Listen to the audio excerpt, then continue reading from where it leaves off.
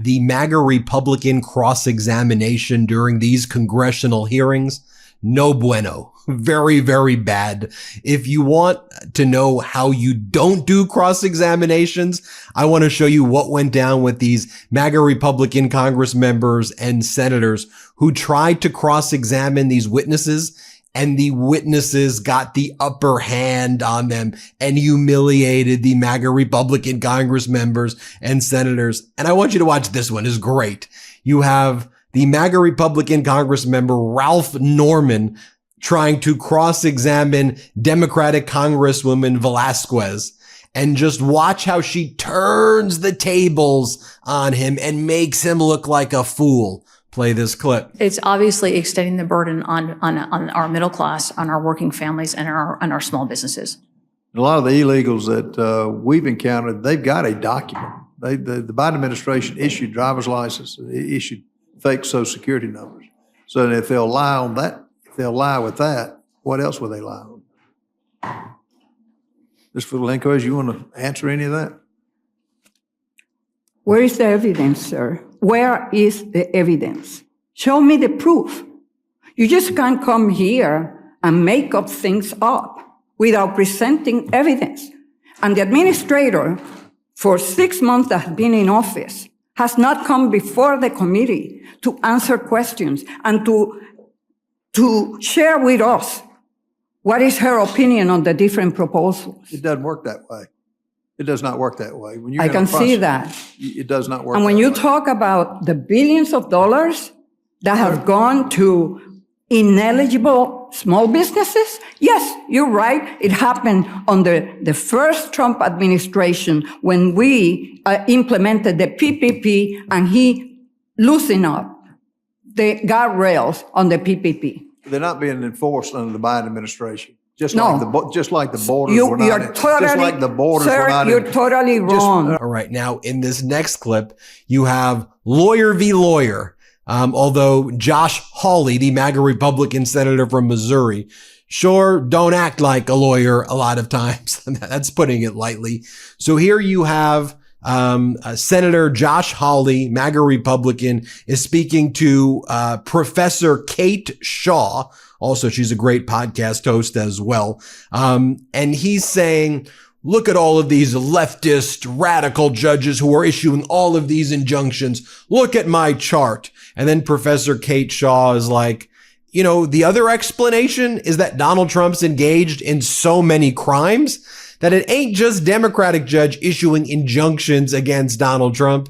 It's Republican judges who are issuing injunctions. Trump judges, George W. Bush judges, Reagan judges are the ones issuing the injunctions, in addition to Democrat appointed judges. Here, watch this. Really only once Trump came into office for the first time. You don't think this is a little bit anomalous? You don't think that's a little bit strange? A very plausible explanation, Senator, you have to consider is that he is engaged in much more lawless activity than other presidents, right? You don't think you must this that as was a never possibility. used before the 1960s, and suddenly Democrat judges decide we love the nationwide injunction, and then when Biden comes to office, no, actually, it's Republican appointees as well, Senator. And the 1960s is where some scholars sort of locate the beginning of this, but others. Before then? Mila Sohoni, who's another scholar of universal injunction, suggests 1913 is actually the first, and others in the 20s. The Republic endured for 150 years before the nationwide injunction. Well, the federal government was doing a lot less until 100 years ago. So there's many things that have changed in the last 100 or the last 50 years. So long as it is a Democrat president in office, then we should have no nationwide injunctions. If it's a Republican president, then this is absolutely fine, warranted, and called for. How can our system of law survive on those principles, Professor? I think a system in which there are no meaningful constraints on the president is a very dangerous system That's of law. not what you thought when Joe Biden. That is not what you thought when Joe Biden was every president You is said that is constrained not what and you must said. be. You said it was Absolutely. a travesty for the principles of democracy, notions of judicial impartiality, and the rule of law. You also said the Supreme Court senator agreed 9-0 with me on that You also case, said when Joe Biden was president, you said the idea that anyone would foreign shop to get a judge who would issue a nationwide injunction was just judges looking like politicians in robes. Again, it threatened the underlying legal system. People just trying to get the result they wanted. It was a travesty for the rule of law. But you're fine with all of that if it's getting the result that you want. Sir, the Supreme Court agreed unanimously with me in that case, right? There was no standing. The case should never have been allowed to proceed. And the combination of parties without standing and the single judge division. No. We're talking. No, they did not. They did not issue a ruling on the nationwide injunction. You criticized the injunction nationwide. Listen, issued in a case where no one had standing. Here's the thing. And then you just have the MAGA Republican senators just straight up running away from the cameras. Like here you have MAGA Republican Senator Joni Ernst, the senator from Iowa, who said, we're all going to die. So who cares if the GOP's disastrous budget bill kills you? You're going to die anyway. And then she made that follow-up video at a cemetery. But now she's not answering the questions. Here, play this clip.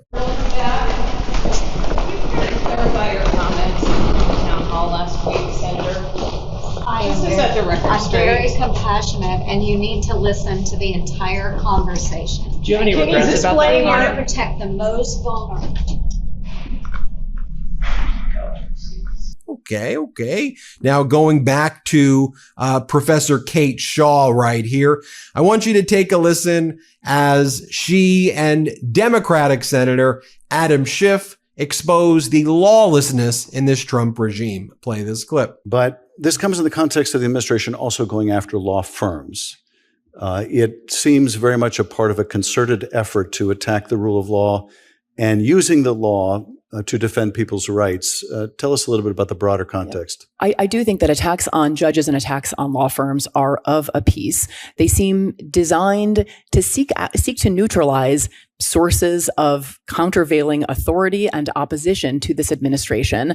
And if law firms can't take on unpopular causes because they are scared to run afoul of the president, and if judges are scared to rule against the president, then we really have lost any meaningful check on a president. And as I said in my opening remarks, I think if the Constitution is committed to a single principle, it is limits on power, right? No absolute power. And I worry that we are on a path toward few, if any, meaningful limits on the president. And here, Professor Shaw also talks about the threats from the Trump regime, from the Trumpers that they take from the Trump regime, and how they're going about attacking judges with this pizza threat that they do, where they order pizza to the judge's home to show that they know where the judges live. Here, play this clip. Tell us a little bit about this phenomenon now of people sending pizzas to judges and the implicit threat in that.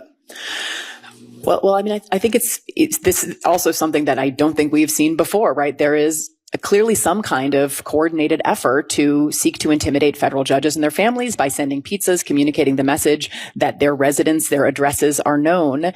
And some of the pizzas bear the name of the murdered son of District Judge Esther Salas from New Jersey. And the message there, I think, is a very clear one of very serious threat. And I think judges are taking that threat, and the marshals are as well, from the reporting that we've seen, very seriously. You know, I've been the recipient of that threat a ton of times, where people send pizzas to my home. They don't even pay for the pizza. I'd still eat the pizza. They paid for it. But it's a serious matter, and they do it to threaten and intimidate you. And it's happened, unfortunately, a lot of times to me. I can't even begin to imagine all of the money that I've spent on skincare and beauty products over the years to battle issues like acne and damaged hair and eczema, change in hair color, rashes, etc. But I recently realized that I was completely overlooking the most fundamental step: the water I shower in. Jolie is a beauty wellness company that purifies the water we shower in for better skin, hair, and overall well-being. Jolie's filtered showerhead is best in class for removing chlorine and heavy metals. It's the only lab-tested and clinically trialed filtering showerhead on the market. Jolie is clinically proven to reduce hair shedding in 81% of people, lab tested to reduce hair frizziness by 40%, lab tested to maintain color retention, and lab tested to protect the hair's surface layer. Jolie showerheads have a beautiful, sleek design, the perfect combination of form and function. Jolie still gives strong water pressure and fits all showers, as the plumbing pipe size is universal. Jolie will give you your best skin and hair guaranteed. Head to jolieskinco.com/Meidas to try it out for yourself with free shipping. That's jolieskinco.com/Meidas for free shipping. And if you don't like it, you can return your Jolie for a full refund within 60 days. No questions asked. Jolie is also available on Amazon and select Ulta stores. Get yours now. Here we got MAGA Republican Senator Mark Wayne Mullen. And here he's talking to Linda McMahon. And he's trying to lead Linda McMahon to the answer, but she doesn't understand what he's trying to do. And she like screws up his little silly game. Here, play this clip. What was we ranked in reading and math in 1979? I'm sorry, what? What was we ranked nationally in math and reading in 1979? We were very, very low on the totem pole. We're number one in 1979. Today, oh, 1979. Okay. Because these MAGA Republicans ain't used to actually debating and using logic. What they're used to doing is just praising their dear leader, Donald Trump. Like you have the State Department press secretary, former Fox host, correspondent Tammy Bruce. And this is like just straight out of Kim Jong-un land. And she's like, all that matters is what Donald Trump says. Donald Trump says that's all that Americans care about. What? Here, play this clip. Well, you did see the President Trump tweet, didn't you? Yes, but I didn't think that would completely negate the reporting. I appreciate that. I think that's the biggest guffaw I've had here. The thing that matters when it comes to American policy and what's happening is what President Trump thinks and says. This is the Trump administration. Now, can I show you what a cross-exam is supposed to look like and how you intelligibly engage with these witnesses? Democratic Senator Dick Durbin cross-examining Linda McMahon, Education Secretary. Play this clip. Why would you hollow out the resources there and the people that are enforcing the Bureau of Defense rule when we have these terrible numbers of exploitation of students? Well, and my point is that we shouldn't just focus on those schools. I do know that I totally agree with you. There are some scam universities out there. Well, why would you hollow out the people who are supposed to enforce it? Because I think we're putting other measures in place with the scam. Give me an idea what you're putting in place that's better than the Bureau of Defense rule. Well, we just talked a little bit about FAFSA. It's the education up front so that I'm talking about the victims, the ones who are already victims. They're in debt by tens of thousands of dollars. They're living in their parents' basement. They have no place to turn. And you're telling me the FAFSA form application is going to help them? How can it help them? And that's not in place yet, but I think that's going to be very, very helpful. Here's the other thing. Where are our guidance counselors in high schools? Who are they talking to? I think that they need to be totally informed, and I think they need to look at the cost of education. You're cutting the number of counselors in these schools at the same time. Well, the counselors that are doing their jobs can provide information to these students. There aren't enough of them. That's the point I'm making. And the situation is terrible for these students. First generation students who are being exploited by these schools. They need your protection. They need our protection. They deserve it. They're doing the right thing. And unfortunately, you're reducing the number of people to enforce the law. Just in general, yesterday in particular, these MAGA Republican Congress members and senators were in total disarray. You had MAGA Mike Johnson feeling, I'll do a whole other video on this, betrayed by Elon Musk. Musk says the budget bill's a disaster. And then MAGA Mike Johnson like, but you're my friend. He's my friend. Why friends aren't supposed to do this to each other? Here, watch this clip. Let me say this. It's very disappointing. Okay, I've come to consider Elon a good friend. He's obviously a very intelligent person, and he's done a lot of great work. With all due respect, my friend Elon is terribly wrong about the one big beautiful bill. And then you have Russell Vogt, the author of Project 2025, who's now the director of the Office of Management and Budget, and he's asked a pretty simple freaking question of, can you explain why you aren't codifying or turning all these Doge cuts into law? And he's like, because we want to make sure they pass. And we don't think that they will pass if we send them all to Congress. Well, if you don't think they can pass Congress, hey, Russell, are you admitting that they're illegal? Here, play this clip. Explain why to people who may say and not understand why you're not sending all of the Doge cuts up to Capitol Hill. Yeah, I've been pretty clear about it. I want to make sure that they pass. And why can't you send all of them and get all of them to pass? Because I want to make sure that you take the first tranche and see if it passes. The wider you do in terms of a package, the harder it is to pass.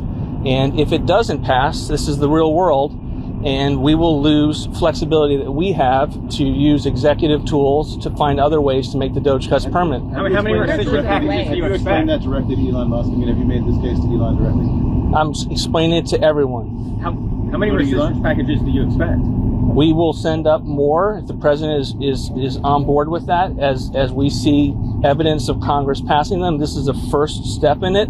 I think it'll be on the floor next week, according to what the speaker told me yesterday, and then from there we'll see where we are in the Senate. But again, we want to see it pass. I think it will pass, and then we'll go from there. Well, there you have it, folks.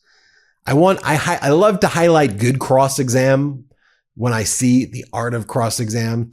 But what the MAGA Republicans was doing was atrocious. And shout out to Democratic Congresswoman Velasquez, who just pointed the truth out, ready for it, ready to fight back.